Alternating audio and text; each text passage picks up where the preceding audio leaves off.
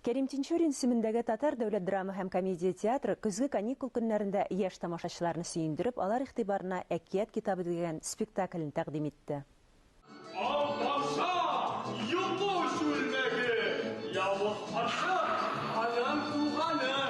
Йокы шүлмәге Алпамша, әкиятләр тыңлап туя алмаган хан, маҗаралар эзләүче батыр йөрәкле гайрәт, кешеләргә явызлык эшләп көн күрүче убырлы карчык. Татар халык әкиятләрен яратучылар өчен бик таныш персонажлар. Шуның өстенә Кытай гөмбәсе Супериндә кушсаң, әкият эчендә әкият килеп чыга. Персонажым минем Кытай урманында яши, ерак урманнарда, бамбуклар арасында.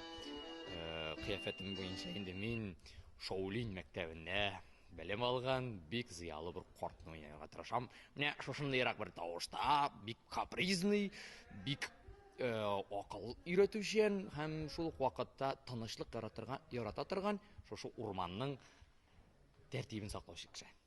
Җитди рольләрдә анда бит инде артык елмаерга ярамый, артык абынырга ярамый, артык сүз кышкындырырга ярамый. Монда инде җаның ни тели дисәң дә инде, әлбәттә бер рамка бар, балалар алдында бит инде бөтенесенә кыланып ярамый.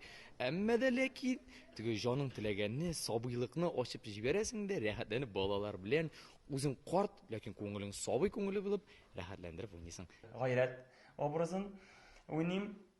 Багына әйткәндә ике кеше без анда теге нормаль кеше дип әйтергә кирәк, берсе хан Илнур Байназаров, берсе мин. Төрле маҗаралар аша үтеп, балаларга төрле халыкның фольклорын, төрле халыкның яшәү образын күрсәтә торган образ дип әйтик инде тавталып килеп чыга, ләкин чынлап та шулай. Алдагы елларда да әкиятләрдә уйнаганым бар иде, шулай ук Шамил Абый Фәрхетдиновның әкиятендә уйнадым мин. Ул чакта мин Камыр батырны уйнаган идем. Мин инде үзем ябык кеше, шуңа күрә бик күп талчинкалар киергә туры килде, тирләп, пешеп, суга батып уйныйдым, ләкин шулай ук шуйдырый миңа.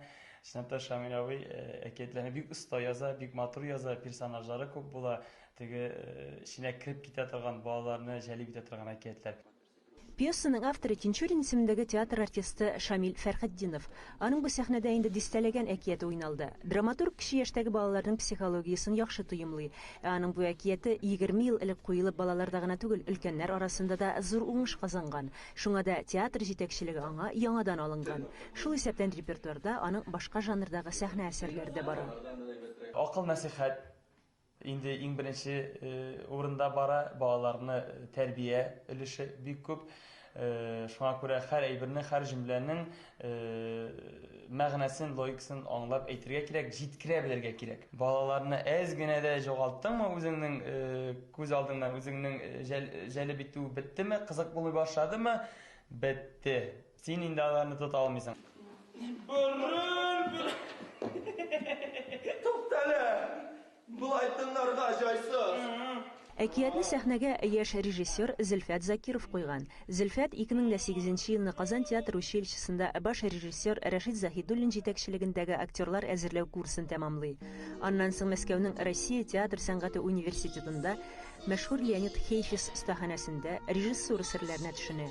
2012 елда Казанга шушы театрга әйләнеп кайтып, тамашачыга берничә кызыклы роле белән үзен күрсәтеп алган Зөлфәтнең әлегә бу беренче эше.